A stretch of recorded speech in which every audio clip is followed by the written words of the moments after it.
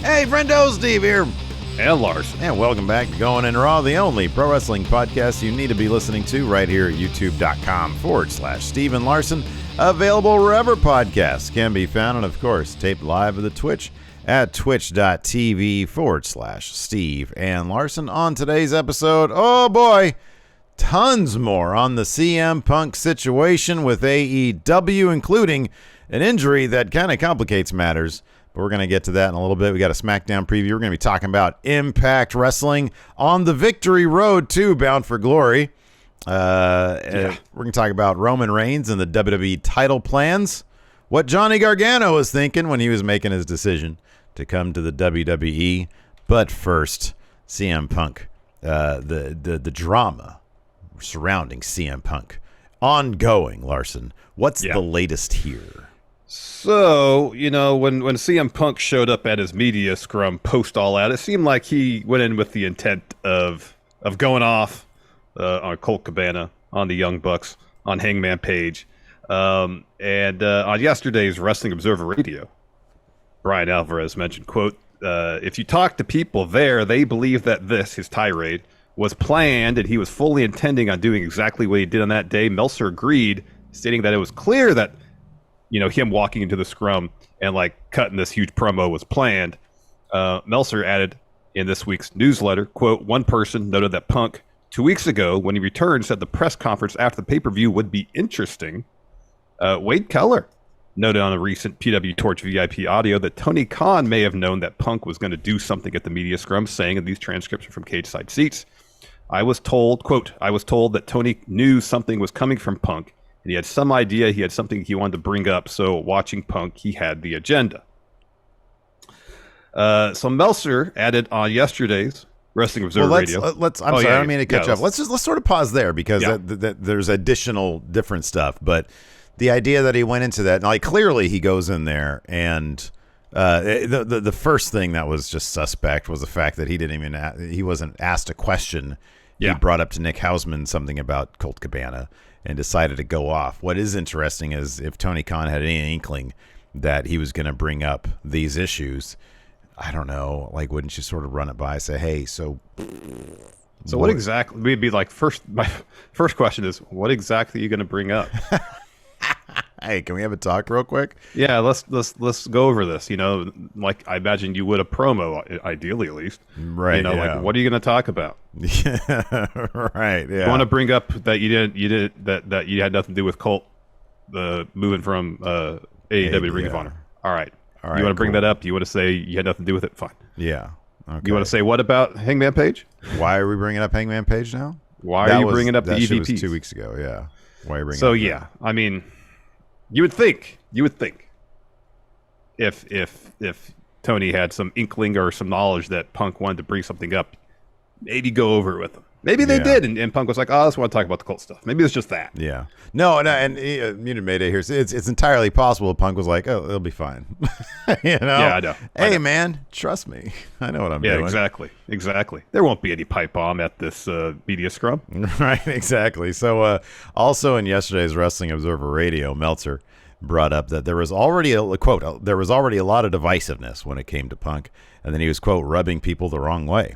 Meltzer says from Punk's standpoint, he was trying to, quote, teach these guys how to draw money, try to give them good advice, and he was very frustrated. There were people who were listening, and there were other people, Hangman, who weren't listening. He didn't realize that a lot of the guys that are there were told so many times that everything they're doing is wrong, and some of them have gotten very, very successful doing things the way they were told were wrong. So when somebody comes and tells you that what you're doing is wrong, it's going to have that effect of not listening because the business is rapidly changing. It's what Punk himself called it, the old head point of view. Yeah, exactly. Enough of that old head point of view. Well, it exactly. Sounds like he's coming in there doing that.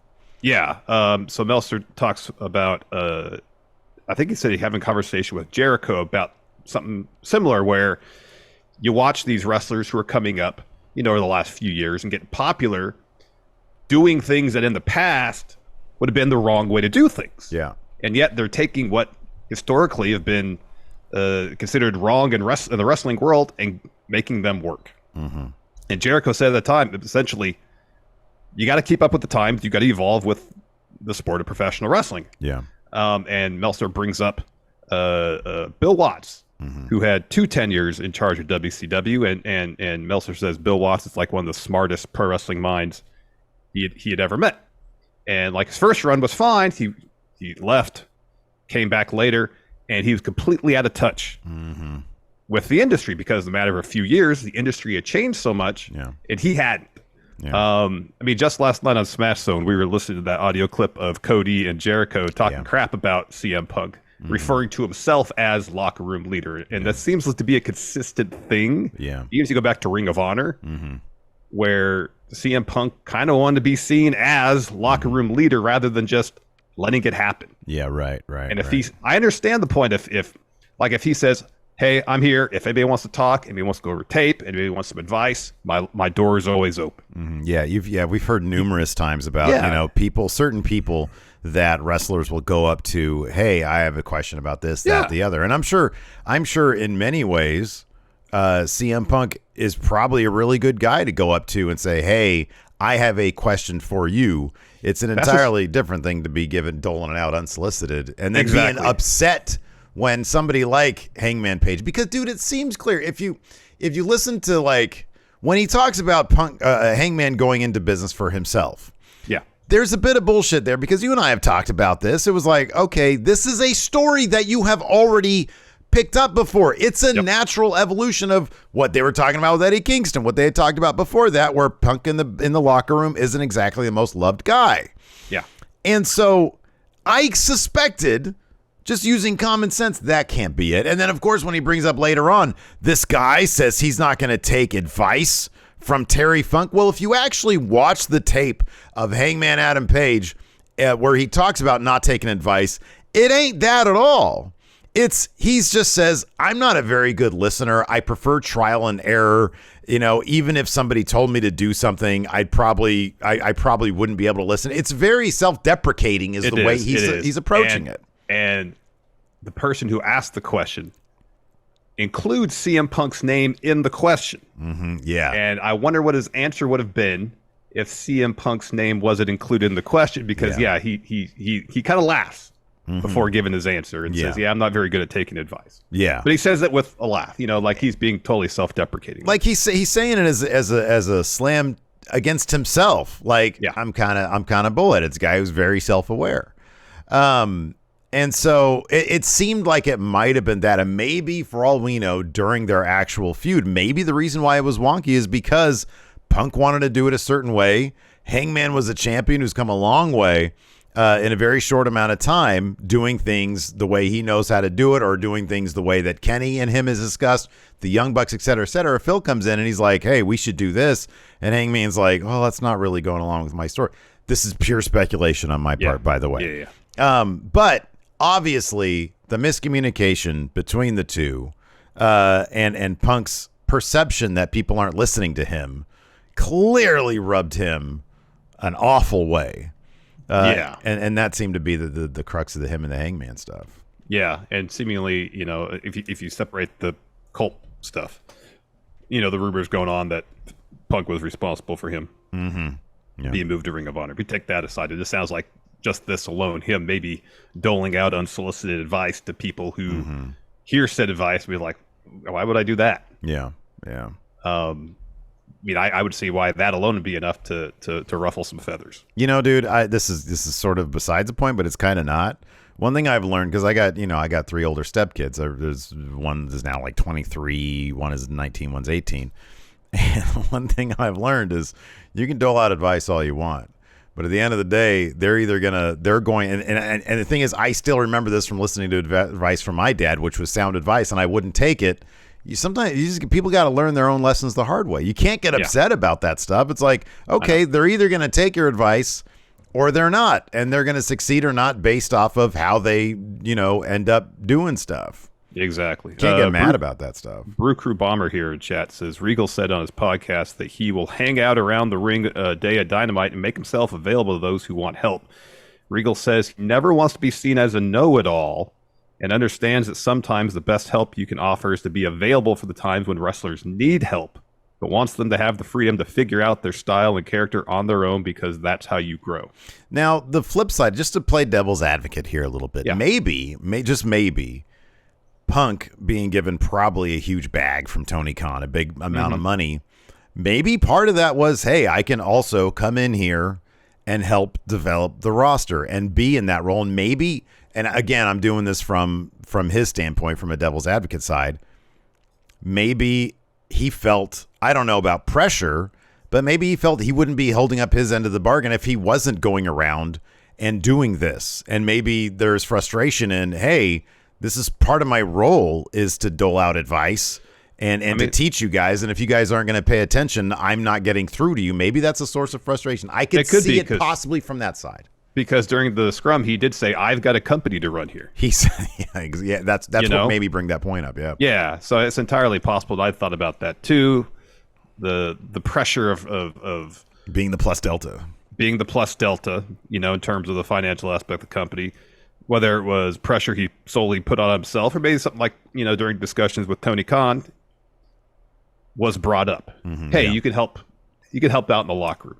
That pressure, I'm sure the pressure of trying to regain the form of his prime in the ring probably put pressure on him. I'm sure he put a lot of pressure on himself to uphold his end of the deal and put on good matches and tell good stories. It seems like he has a very clear idea of what he thinks pro wrestling is. Yeah. And that seems to be the case going all the way back to the Ring of Honor days, because you go back even to those days. Eddie Kingston brought up in their feud. The Kevin Steen story. Yeah. Which is a small thing as he puts it, but you hear story after story of him going to people and like, you shouldn't do things this way. Yeah. And Kevin Steen's like, well, I wear a t-shirt because I'm more comfortable with a t-shirt, so that's why. Yeah. Meltzer has a few more details about the investigation. Oh, sorry, I skipped a part here. Fightful Select has some more details on Punk and Ace Steel's side of the story, with sources who have spoken to Punk having, quote, softened on the stance. The Young Bucks definitely kicked down the door. Meltzer adds, in the same vein, in the newsletter, quote, stories that have gotten out are so completely different to some things that have gotten out, such as the idea the Young Bucks broke down or kicked down the dressing room door to get at Punk, have been denied even by the Punk side. The side's explanation was only that they got in the room quickly. The story of the Young Bucks breaking down the door or kicking down the door to get in was said to not be true by multiple people who would know, given that they got in late and there was no door broken down. Damn it. Damn it. No BTE trigger. They super kicked the door. Any of that. Damn it. I can understand kicking the door down as a common phrase for just abruptly showing up. You have to kick the door down. Yeah. That was silly in the first place. It was. So Meltzer has a few more details about the investigation, reporting in this week's newsletter. Quote, the company has brought in an independent firm to investigate and do video interviews with everyone in the room, which included all the names mentioned above. So Punk, Steele, Elite, Daniels, Pat Buck, Nakazawa, Brandon Cutler. Hopefully that's everybody. As well as many others, including a number of neutral parties who were in the room and were believed to have seen everything as it happened. The key names that would have included were MJF and Mega Perrick. And then following up on early reports from Brian Alvarez that Perrick entered the room with the Young Bucks, Meltzer stated, quote, it isn't clear if they being the Young Bucks, came with Perrick or she was there for another reason, which makes the breaking down of the door story ridiculous because nobody's going to do that in front of the head of legal. And then finally, Meltzer states that Punk seems to have suffered a torn tricep during his match with Mox on that suicide dive spot. Is expected to be out of the ring, assuming he returns to AEW at all, for 6 to 9 months. I mean, you would assume that pending the investigation, we'll find, once the investigation's complete, we'll find out one way or another. Okay, is Punk with the company anymore? Or not, or not. The injury kind of complicates things in that they could theoretically not tell us jack shit, and we wouldn't know for 6-9 months until he was ready to come back. I suspect that we'll know one way or the other. Yeah, I mean, I guess the injury would provide them with a bit of cover, though, if they just kind of decide to quietly part ways. Yeah. That he's out with injury and then just kind of never comes back. Yeah. I'm one thing I think we could probably say for certain. It would be kind of shocking if CM Punk ever held that title again. You know, because at this point it's like, man, in the match, this first match back, the match where he got that title back, he got injured. Yep. You know, I'm kind of, I mean, I guess I'm not terribly surprised. I mean, he had like a year-long run. Wasn't a year. I guess it was, 9 months or so before he won the title. Yeah. Of him. It was from August. His first match was All Out last year, so late August, early September to May. To May, yeah. So what are 5 plus 3, 8 months or so? 8+ months, yeah. And he wrestled that entire time. You know, his style of match, very physical, putting everything out there. That's one thing I always appreciate about CM Punk. And I wonder if like what he does in the ring is very much the way he does things, you know, in life and in the locker room. It's like he puts everything out there. He gives it everything, and I guess he demands the same from the people around him. I don't know, but yeah, you know, if he does come back to AEW, it seems like sort of a Brock part-time role, maybe not, you know, away from the title is the way to go. You know, I mean, as much as Tony Khan wanted him to be the guy, we always joke about the plus delta phrase. There's a lot of demand on your body for that, you know, especially if you expect him to pull rampages also. And you know, he's in his mid 40s. It doesn't really seem realistic for that guy to hold a championship and be expected to put on championship, a regular line of championship defenses. It's certainly not the way like Mox does. Like Mox wrestles as much as he possibly can. I mean, Mox basically seemingly wants to wrestle every week. Yeah, right. Yeah. You know? Let's talk about John Gargano. And whether he considered going to maybe AEW. So he appeared, John Gargano appeared on the latest episode of After the Bell, that's Corey Graves' podcast, and talked about if he considered going anywhere other than WWE. These transcripts are from Wrestling Inc. This is what John had to say. Obviously, it crossed my mind to go someplace other than WWE. I watch everything. I'm a wrestling fan at the end of the day. We're all just wrestling nerds. When I was a little kid, I dreamed of becoming Intercontinental Champion. I dreamed of becoming WWE Champion, wrestling at WrestleMania. Those things hold so much weight for me because I don't know if 20 years down the line, 30 years down the line, if I can forgive myself for not trying. Yeah, man. I guess the question is, like, if Vince was still there, would he have had an offer to come back, and B, if he would have still done that?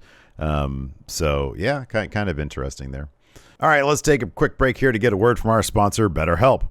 You know, Larson, what's that, Steve? More pro athletes are speaking out these days about the importance of mental health, and we've seen several top stars take time away to tend to their own mental well-being. But pro athletes aren't the only ones who need to take care of their mental health, and therapy is the best way for anybody to stay in peak mental shape. Yeah, there was a point in my life where I was dealing with severe anxiety about 20 years ago or so, and I realized I needed to go to therapy. So I can tell you firsthand that's not easy finding the right person to talk to. But once I found the therapist I felt comfortable with, I started gaining the tools and knowledge I needed to deal with my anxiety. If you're thinking about trying therapy, BetterHelp is a great option because it makes the process of finding a therapist much more convenient and accessible. All you got to do to get connected with the therapist is fill out a quick online survey. You can also switch therapists at any time. So when you're ready to feel at the top of your mental health game, therapy can get you there. Visit BetterHelp.com/raw today to get 10% off your first month. That's BetterHelp, HELP.com/raw. And before we get back to the show, let's get a word from our sponsor, DraftKings. Hey, Larson. Yeah, Steve. It's time to get excited because the first Sunday of the NFL is upon us. Yes, football. Yeah. There you go. And DraftKings Sportsbook, an official sports betting partner of the NFL, is giving new customers an offer that is can't miss. To celebrate the return of the NFL right now, new customers can bet just $5 and get $200 in free bets instantly. And if that wasn't great already, and it is great, there's more. As an added bonus for Week 1, everyone can experience the thrill of DraftKings early win promotion. It's super simple. Bet on any NFL team to win, and if your team leads by 10 at any point during the game, You get paid instantly, even if your team loses. Wow. So download the DraftKings Sportsbook app now and use promo code RAW to get $200 in free bets instantly when you place a $5 bet this Sunday. That's code RAW only at DraftKings Sportsbook, an official sports betting partner of the NFL. Minimum age and eligibility restrictions apply. See show notes for details. Let's talk about this here real quick. Roman Reigns, prior to Clash of the Castle WrestleVotes, had reported that there was some consideration within WWE Creative of Roman Reigns dropping the belt to Drew McIntyre. That did not end up happening. WrestlingNews.co is reporting that, quote, WrestlingNews.co was told by someone familiar with the creative process that nothing has changed. There are still no plans for him to lose the title this year. And when Reigns turned heel in 2020, the plan at the time was for him to be the champion when he eventually wrestled The Rock. And Vince McMahon wanted Reigns to retain the title, and the idea was, and still is, for Reigns to become a top babyface. The source who is familiar with the creative process told WrestlingNews.co that Triple H is moving forward with the original plans, and the idea is still for Reigns to walk into WrestleMania as champion. The details on the match are not locked in, but the belief is that if the plans stay the same, Reigns would beat The Rock and then lose the title sometime after Mania. WrestlingNews.co followed up their source regarding WrestleVote's report, to which the sources stated, there was talk about Roman losing one of the belts to Drew, but I don't know if Hunter was seriously considering it or not. This is interesting stuff and not terribly surprising. When I thought about it after the fact, number one, they did a terrific job of leading us to believe that, oh, Drew could win this. They did everything they could. And really in wrestling, that's what you got to do. Yeah. Like, mission accomplished on that front. I don't know how they're going to be able to convince us, for example, if Braun Strowman challenges, that's going to be a bit different. I don't know if you can convince us that Braun's going to take the titles. That being said, Triple H is in his second month on the job as head of creative. I think for Fox and USA, because they're going to be watching so intently, and by all accounts, you look at the ratings, his promotion, they got to be over the moon. I would think so. With his performance so far. That being said, I don't know that you rock the boat. If it's you're 2 months deep and it's like, hey, this long-term top-of-the-line story that we're telling, with when I say top of the line, I mean top of the marquee, Roman Reigns is champion. Yeah. I don't know that you do that. You know what I mean? Like, I just don't think that that's the situation. Yeah, especially one of the things in WWE that has consistently kind of been working over the last basically couple of years. Yeah. Yeah, I don't know why you would rock the boat. Yeah, I don't, and I still think it'd be, at this point, you're so close to WrestleMania, relatively speaking anyways. You're 6 months away from it. You don't split the titles now. However you do it, you probably want to wait on the draft. I don't know the last we've heard about the draft. They were going to put it off, I think, right? Oh, the first indication we heard was it was going to be earlier. It was going to be earlier, but then I think after that, like, we got another indication that it was going to be not soon. Yeah. And that's one easy way to split the belts. I don't know, man. I'm of the opinion, I still think those belts need to be one title. You build up the Intercontinental the way you've been doing it. You build up the U.S. the way you've been doing it. You have your champion. As long as they wrestle once every 30 days, you stick to that. Whoever your top champion is, you wrestle every. And I obviously know that Roman hasn't done that, but after Roman, whoever takes it off from Cody, when Cody gets that title, he's going to be one of those fighting champions. And as long as you have that, I like the idea that everybody's gunning for that one top spot, because inevitably you end up with two guys where one is a top guy and the other guy's not. You end up with a Triple H and a JBL. And I've never really liked that situation. Yeah, I've never been a fan of that. Same here. Yeah, remember when they did the draft, we pitched the idea, one title. Yeah.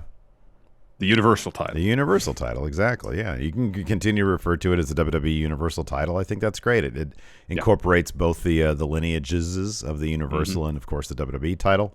I think that's got to be the way to go. Maybe maybe after Mania when Cody gets them, you do the melding. You meld it. Yeah. Put it through Rawgate, huh? You put it through Rawgate. Yeah, exactly. You make it purple. Oh, that'd be nice. Red, blue. No, I don't like purple. Purple's no good. It looks like the cruiserweight title. You're not huge on purple. I know. Well, it's got to be like a deeper. Oh, deep purple. Deeper shade of purple. Anyways, let's talk about Impact results. We're on the victory road to Bound for Glory. Yes. And more stuff last night. Seems like Ed Edwards, finally got rid of his Heath problem by beating him. And then I don't know, how did that dude, there was 7 minutes left in the show after he beat Heath, and then he picked up the mic, and I was like, I'm sure Josh Alexander's going to say no to joining Honor No More, but I didn't watch the rest. I cut it off with like 5 minutes left. Yeah, you got that right. He said, Josh said, the side I'm on is the side that's opposite you. And so then there's a huge brawl. Rich Swann comes out. Heath joins in. Matt Taven, Mike Bennett, Kenny King all get involved. And it's just them all beating up baby faces. How the show ends. Okay. So at Victory Road, are we going to get because I know Victory Road is like, it's like for Impact, it's like, a B-level pay-per-view where they're doing stuff like, because you got Masha and Jordan Grace coming up, they're going to do a pick your poison thing for Masha instead, which obviously Masha's going to win that. Yeah. So are they going to do like a massacre match at Victory Road? Oh, that's going to be good though. That's going to be, and that I don't really know. I have no idea who's going to win that match. I really don't. Yeah. I don't know if they're going to do the Knockouts tag title match there or at Bound for Glory. I don't recall whether Ty and Rosemary are going to get there. Yeah, I don't know. So, like, are we thinking it's going to be like Rich Swann and Josh Alexander versus two of the Honor No More guys? Could be. Like Ed Edwards and like PCO, since they're like. I mean, so far the only two matches announced for Bound for Glory. It seems like there's 10, but only 2 are announced so far, and it's the world title and the Knockouts title. For Bound for Glory. Yeah. This is, I wonder if Kenny King is still going to be doing the X Division stuff with Mike Bailey, if they're going to do that at a Victory Road. I don't know. Let's see, Victory Road, there's... At Bound for Glory is their big thing. At Bound for Glory, they'll probably do like an Ultimate X thing. Like I would think so. I think that'd be X Scott Division D'Amore's announcement, Yeah. So there's only 2 matches announced for Victory Road. It's Barbed Wire Massacre and then Jordan Grace versus... TBA, the Pick Your Poison bout. Yeah. But otherwise, this is kind of cool. We've got next week, it's been announced, Good Brothers versus Motor City Machine Guns. Yeah, throw it up. There you go. So that's cool. I mean, that's 2 tag, because they mentioned, hey, we've never done this before. A proper tag match. That's kind of cool. It's a good win for Motor City Machine Guns now that maybe Good Brothers are on their way out of Impact. I know, every time we think that that's the case. I know, they stick around. Yeah. They stick. There's a couple of really cool, well put together video packages, little short films last night. The Violent by Design one was that one was cool. really good. And then, did I not make note of the other one? Somebody took. The Vincent PCO one. I thought that was cool. Yeah. It was well put together. I know, like the source material is inherently a little cheesy, but it was well produced. Yeah, no, the Violent by Design one, I was like, holy shit, somebody really we were paying that last attention shot was really good. They were paying attention to cinematography class. The first one where like the smoke was coming from Eric's mouth, I thought was really, really well done. I was like, oh wow, what a great effect. Yeah, they've got some really talented people who I believe probably do a lot with very little. And you have to appreciate that, man, because that's people who are just putting everything they have into it as opposed to, I'm just getting a paycheck here to make it look like generic wrestling show. It kicked off with Ace Austin and Chris Bay Bullet Club versus Aussie. Let me ask you something. Yeah. Ace Austin had a ton of momentum. He was X Division champ when he joined Bullet Club, and all that's come to a halt. Yeah, Bullet Club has completely killed him. Yeah. Since he joined Bullet Club, because I don't know. I feel like he's taken a lot of L's. Bullet Club it's like the inverse. Like if you're in Bullet Club on Impact, it's really not much to. You're kind of dead, to be honest with you. Chris Bay's ring gear looked amazing. Though. Oh yeah. Oh my! It had like the Scott Hall drip going in black and white. Oh my god, it looked good. His stuff always looks amazing. But you're absolutely right, Ace Austin. He was. It was probably a good gamble to take. Like, hey, I'm going to be in Bullet Club. And he'll get some more work in New Japan, which I know at the time he was. But, it really hasn't done much for him. Now he's just sort of stuck in Bullet Club stuff. Yeah. Yep. Aussie Open, this was their Impact debut. They get the win. They're a lot of fun. That's a fun tag team. They're a good right tag team. Yeah. They hit Chris Bay with a bunch of forearms, and then Davis pins Chris Bay after Aussie Open hits their finish. Yeah, it's a cool looking finish too. Yep. After that, we got Honor No More promo, a highlight for the show any week it happens. Oh, absolutely. And Maria's hyping up. Now we're tag champions. The message has been heard, and the tag team titles are evidence of change around here. And then Kenny King's like, okay, yeah, look, that's great, guys. You know, look, this is awesome over here. But there's one thing that's missing, and it ain't the world title. No, my X Division title. He said, I should be 3-time X Division champion right now because of what happened. I got screwed last week. So it's good that you guys have that. That's good. Let's celebrate that. But what's important here, me getting that title back, I'm going to handle my business. I'll take care of this. Don't celebrate too much. Yeah. Wait on that. Until I'm X Division champion. I'm Kenny King.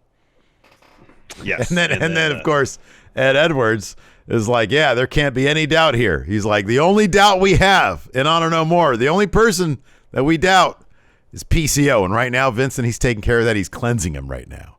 Yeah. Spraying him down. He's hosing him off. And he's like, tonight I'm going to take care of Heath. And it's a perfect opportunity to show Josh Alexander that our side is the side to take in this war. And tonight, Josh is going to make that decision. Is he friend or foe? Yeah. Then we got a Good Brothers interview. They're like, yeah, we lost tag titles, but we're man enough to admit when we lose. But that just means we win the titles again, we'll be 9-time champions.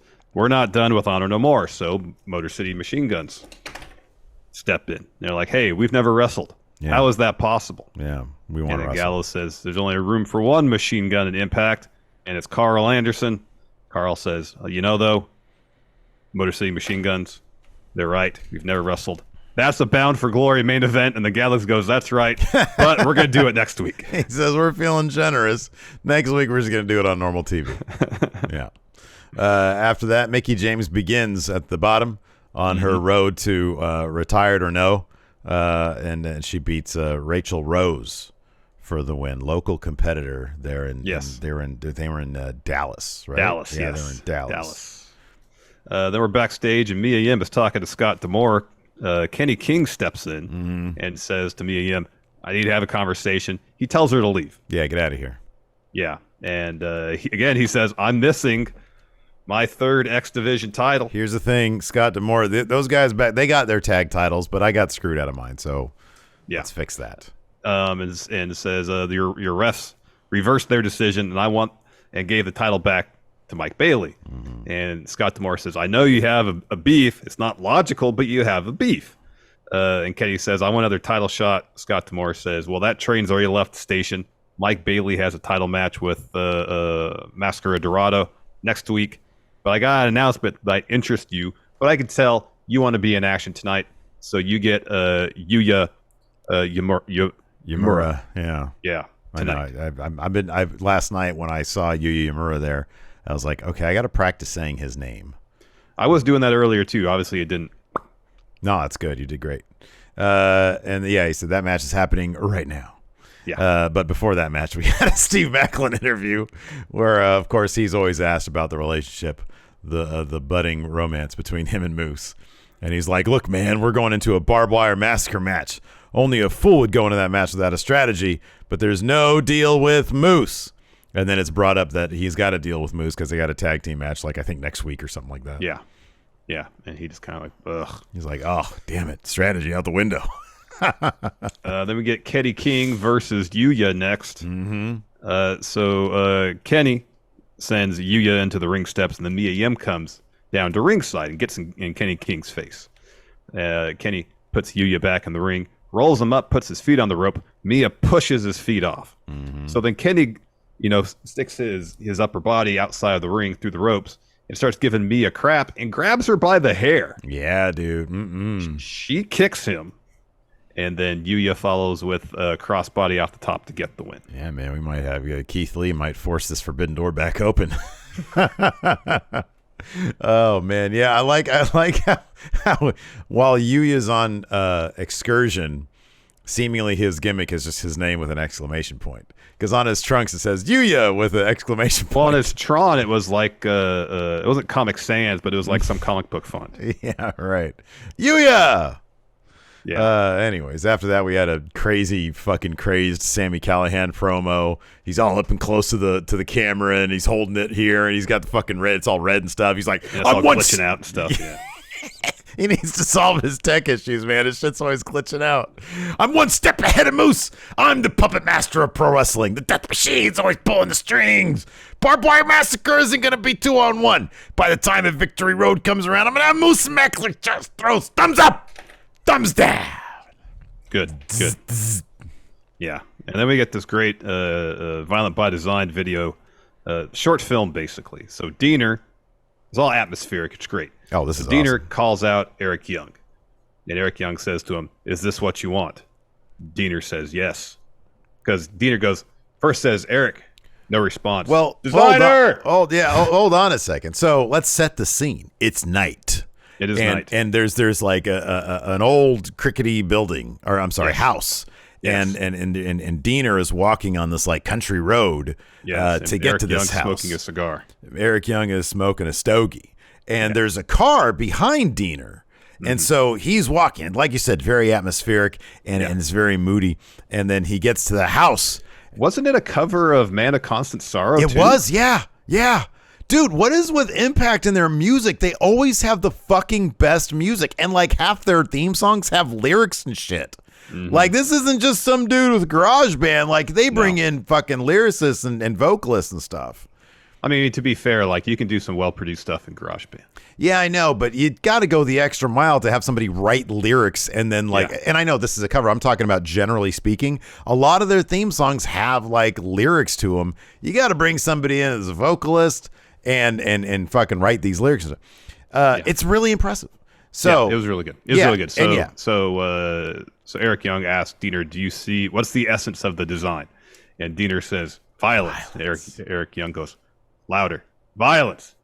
And so Diener just continually yells louder and louder, "Violence." And the camera widens out, and there's, I don't know, like a dozen people behind. Yeah, with yellow Diener, hoods all on. with yellow hoodies on. Hoodies, yeah. And they're all yelling violence too. And the camera pulls up. Yeah. And as it pulls up, it's like all the surrounding area gets darker. And so you can just barely make out everybody in the center of the frame. Yeah. And it's just, they're still yelling violence, violence, violence as the camera pulls up higher and higher. It was really well done. It's like Khan on SETI Alpha 6 or whatever.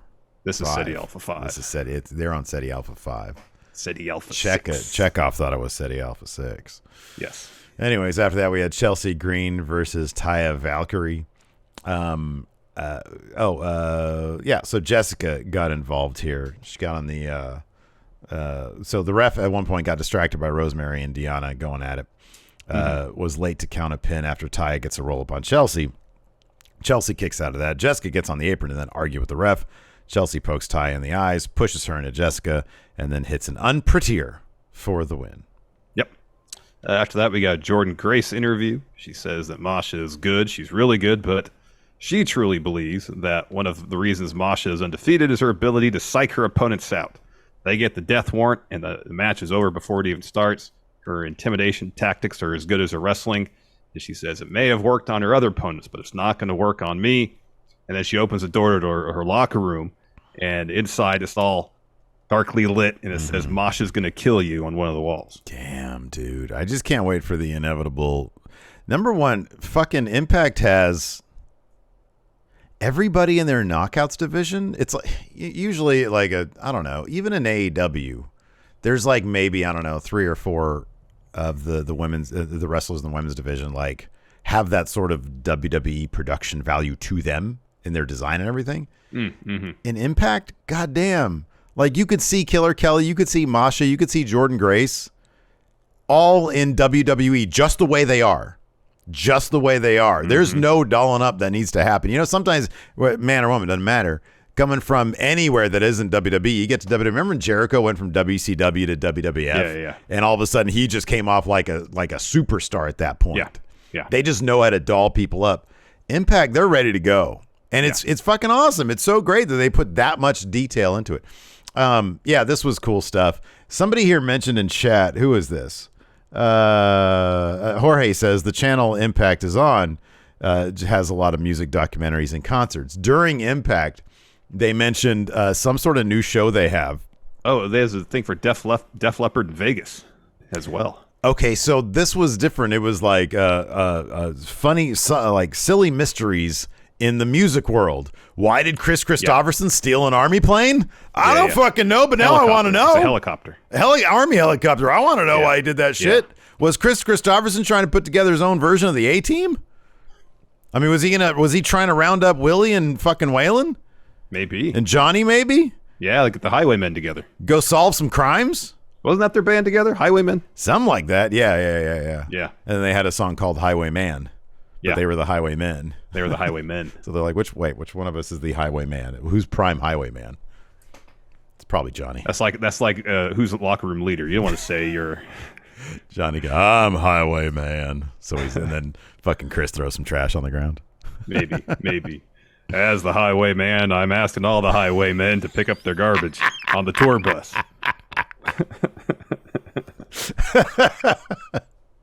Oh man. So after that we get a really well done Vincent PCO video package, and it's just like a close up of PCO, and then Vincent's kind of sneaking into frame side to side talking to PCO, and of course PCO is doing the thing. So Vincent says, I gave PCO new life. Our voices are in unison, but they also belong to the communal voice of Honor No More. There could be no dissent, no doubt about their mission. Yeah, PCO never had any doubt about it. I'm sure, I don't even think PCO knows what their mission is. No. I get the feeling that a large chunk of his brain is just gone, and only the functional pieces remain. That everything about his character says that's who he is. Like, there's nothing there. So, like, this is all just falling on deaf ears. Yeah, of all the people that question their sincerity and whatnot in the Honor No More's mission, PCO, I feel like if you say, hey, PCO, go run through that wall, he would just go do it. Honestly, dude, it's like questioning the fucking motivations of a refrigerator. It's like I'm not going to walk up to my refrigerator and be like, listen, man, I feel like you don't understand my mission. You're not going to walk into your refrigerator expecting to heat up your food for you, yes. Right, exactly. Yes, I get that. Like, are you going to turn on us, refrigerator? No, it's a refrigerator. It's functional. PCO is merely function at this point. He is 100% function. Yeah, it's function, and we all know what PCO's purpose is. There is no ego there whatsoever. That is completely gone. I'm not sure which of the three, ego, id, and the other thing, is mere function. Super ego. Super ego, yeah. There's no super ego or ego. Maybe it's just it. I don't know what it is. Then we get Bhupinder Gujar taking on Brian Myers for the digital media title. Mm-hmm. So Myers hits a DDT and Bhupinder kicks out. And so Myers goes ringside to grab the title. He puts it on the apron. He's like giving the timekeeper crap or something. Mm-hmm. And so Bhupinder grabs it, and they're in the ring playing tug of war. Yeah. So Bhupinder gets it, ducks the clothesline for Myers, and then he hits Myers with the title. So Myers wins by DQ, but Bhupinder just like, all right, fine. He literally shrugs. He shrugged, yeah. And then takes the belt and leaves. Yeah, he was like, it happens. He's like, I got this guy's number. I'm out of here. After that, Tasha Steele is talking to Savannah Evans backstage. Gail Kim steps in, says, hey, I've got a request from Killer Kelly. Tasha's like, oh, of course you do. I bet she wants to meet face-to-face. And Gail says, well, Kelly has a match against Alicia next week, and she wants you on commentary. She's like, why did you want me on commentary? She's like, because Killer Kelly likes when people watch. Terrifying. Absolutely terrifying. Mm-hmm. Mm-hmm. Backstage, Brian Myers is yelling at Gujar, says, give my belt back. And security's keeping them apart. Scott D'Amore steps in. He called him a cheater. That cracked me up. Yeah, that was good. He's like, give him the belt back. And he does. He says, you guys are going to have a ladder match for the title. No, he tells Bhupinder, give me the belt. He gets it back. Okay. I just saw a lot of yelling, and then I think I made a sandwich or something. Well, that sounds good. Yeah, that wasn't. After that, we had... I'm sorry to hear that, Steve. That's okay. It was just... I didn't expect much from it. I just... What was it? What kind of sandwich like was some fucking turkey meat with some cheese and mustard and mayo on a hamburger bun. But I didn't put any seasoning or fucking heat up the... I didn't do anything special. You didn't make any effort to make it delicious. I just need this to be functional. I need the PCO of sandwiches. You need the PCO lunch, huh? He's the Lunchable of wrestlers. There's no doubt what this sandwich will do and how you feel about it. Right? It's not going to turn on me. Consistent. It's not going to make me sick, but it's also not going to delight my senses. Like really satisfy, yes, or titillate your taste buds. It was mildly better than the sad sandwiches on Unsolved Mysteries me and the Enforcer watched. Yeah, but it's all good. Then we had our main event, Ed Edwards. Yeah. Taking on Heath. So Heath hits Edwards with a wake-up call, and Edwards kind of rolls towards the rope. So Mike Bennett hits the ring. Heath hits him with a wake-up call. So the ref is kind of like checking and trying to get Bennett out of the ring. While that's happening, Eddie hits a low blow, follows with a Boston knee party to get the win, and then he grabs the mic and says, now that I've taken care of Heath, it's time to handle other business. I and Honor No More have chosen our side of the war. Now it's time for someone else to make their choice. Josh Alexander, come to this ring right now. And so Josh Alexander walks out, and Edwards says, just because this is all the same stuff he said like the last Dude, I know. It's so redundant. Just because we're opponents doesn't mean we have to be enemies. We'll go to battle at Bound for Glory, but there's a war going on. And then Josh says, Eddie, do you really think this whole industry is against you? And Eddie just goes, yeah, that's what's going on, and I'm here to help you because I've been where you are now. I've been blinded by the adulation of the fans, been led astray by the empty promises of Impact, but now I see clearly, and now so can you, Josh. It's time for you to make the right choice. The choice right now. Which side of this war are you going to be on? And Josh Alexander comes down with his headgear, and he puts that on. And he says, I'm on the side, whatever side is opposite across from you. We don't have to wait for Bound for Glory. We can do this now. Before he can really do much to Edwards, Bennett gets in the ring. Alexander just kind of really casually boots him out. Hits Eddie with a couple German suplexes. Kenny King hits the ring. He lays into Josh in the corner. Heath joins in the brawl. He's eventually overwhelmed by Honor No More. Rich Swann runs to the ring to make the save. And then Matt Taven runs to the ring to join in. And it's just a massive brawl. That Honor No More is just beating everybody up. Yeah. And that's your Impact. We got a SmackDown tonight. With like 3 little previews here. Of course, Braun Strowman is going to waddle into SmackDown. Well, says Roar is here. Yeah, well, I changed it because let's be honest, he's not. He might roar, but he's going to waddle. Approaching SmackDown, he's totally going to be doing the waddle that he does. Yeah, he walks like Torgo. A fatal 5-way elimination match is going to determine SmackDown Women's Champion Liv Morgan's Extreme Rules challenger. Do we know who's in that match? Is Shayna Baszler in it for the rematch? There was here. I'll pull up the thumbnail, and I'm sure it says there. Right on. And then the Street Profits joined forces with Hit Row against Los Lotharios and Max Male Models. So the competitors in the 5-way match, elimination match, are Xia Li, Sonya Deville, Ronda Rousey, Natalya, and Lacey Evans. No Shayna Baszler? No Shayna Baszler. Okay, well, I guess that's one and done. What was it again? It was Sonya Deville, Natalya. It's Xia Li, Sonya Deville, Ronda Rousey, Natalya, and Lacey Evans. Oh, Extreme Rules. I feel like Ronda Rousey's that's not going to be an Extreme Rules thing. But and she's just been talking about how much she enjoys not being in the title picture too. I get the feeling they gotta have Liv beat Ronda Rousey, like legit, not just that fucking wonk ass shit they did last time. Yeah, that makes sense. You want to answer a couple questions? I put up a thread. We can answer a couple questions. I got some time here. Let's see here. Do this. All right, we got a couple here. A White Brownie says, with tonight being Solo Sikoa's main roster debut and possibly Legato's in the near future, do you think more fans will be inclined to watch NXT now as a way to become more familiar with the upcoming talent?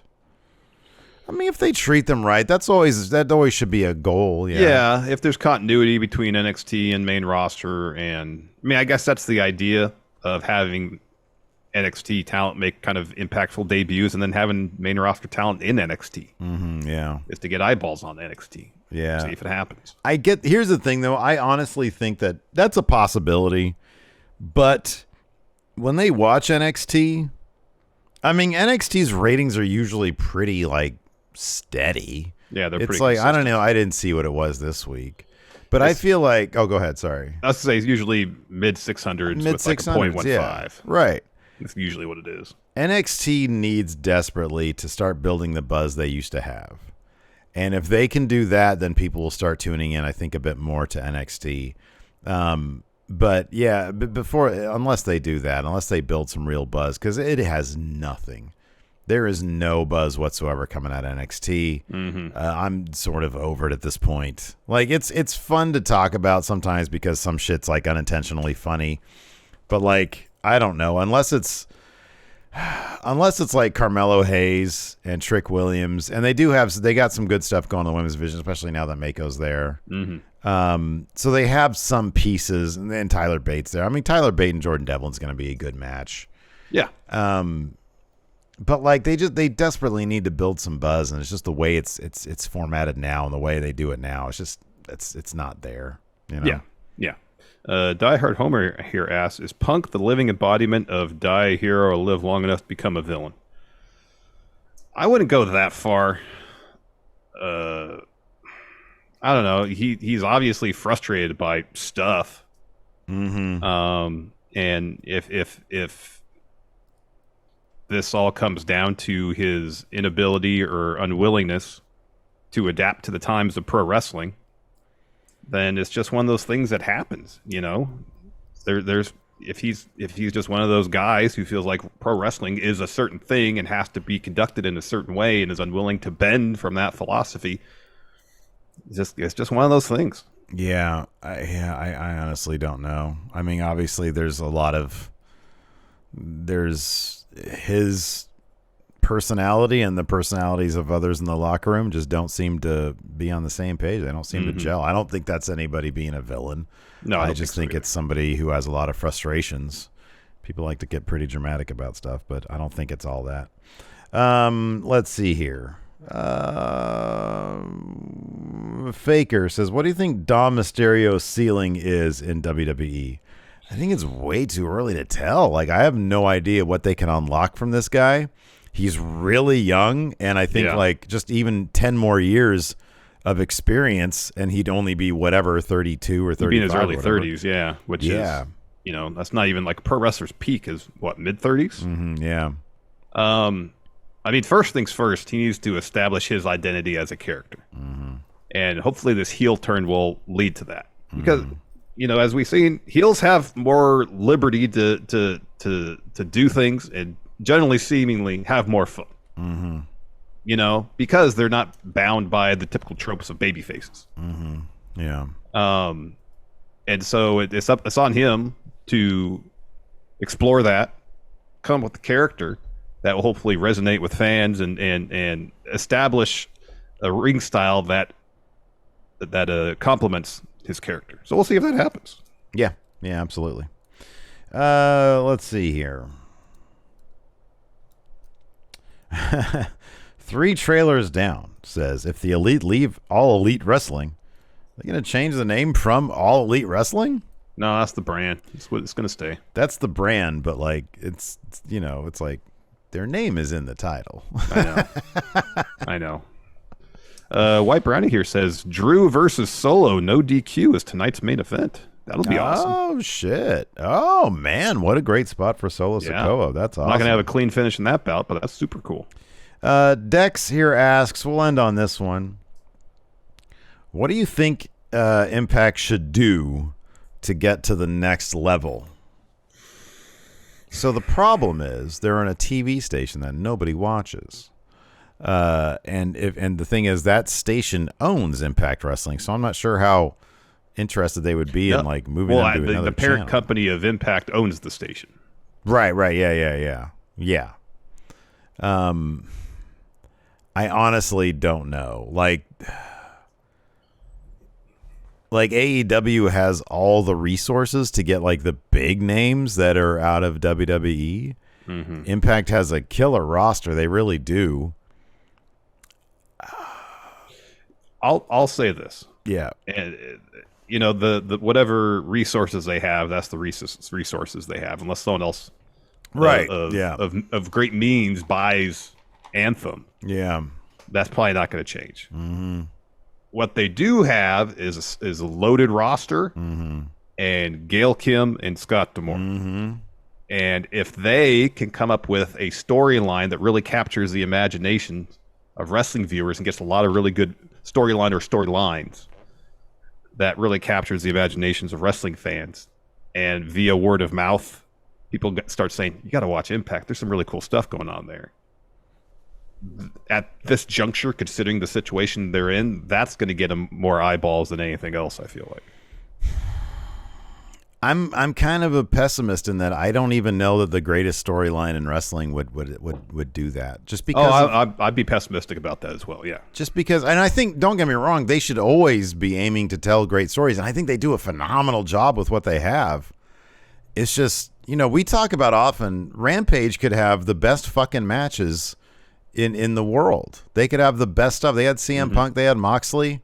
They ain't going to do more than whatever their ceiling is, like 700,000 or whatever. Yeah. It's a terrible time slot where you take a terrible time slot and then you put it on, and Thursday at 5 is a fine time slot. It's on a channel network that people can actually watch. Yeah. Rampage is on a network that people can watch. Impact isn't even close to that. Yeah. Like it's in the worst. I mean, Impact place. has the benefit of running their weekly TV on a platform that everybody has access to, and that's YouTube. Yeah, but that's not cable TV. That's not the prestige of cable TV. Honestly, like it's they would need billionaire money to put into it, and they would need a channel that people have access to. And if you have billionaire resources, you can get bigger names like a Jericho, like a Danielson, like a Mox. From what we've read, Freddie Prinze Jr. is trying to put together something like that. And I wish him all the luck in the world. I think that's great. I don't know who he's going to be able to bring to his company that's not going to – it already couldn't get to AEW or WWE if they wanted to wrestle. Yeah. Like why would Bray Wyatt go to a brand new company when he could go to AEW if he wants a basically brand new company? They've only been around for a couple of years. Yeah. So, Rugby fan asked, is Impact the hidden gem of wrestling today? It's far and away the most consistent show. Yeah, I really enjoy Impact. So they treat all their divisions really well. They do. Yeah, they do a phenomenal job. You feel like focus is generally given equally to all their divisions. Mm-hmm. And week in and week out, creatively, it's the most consistent show probably on TV. Yeah. In terms of wrestling. Yeah. Yep. Anyways, that's going to do it for us. Thanks, everybody, for tuning in. We appreciate it. We're going to be watching SmackDown Live tonight at twitch.tv/Steve and Larson. So be sure to hang out with us for that. We appreciate it. All you friendos tuning in. Till next time, we'll talk to you later. Goodbye.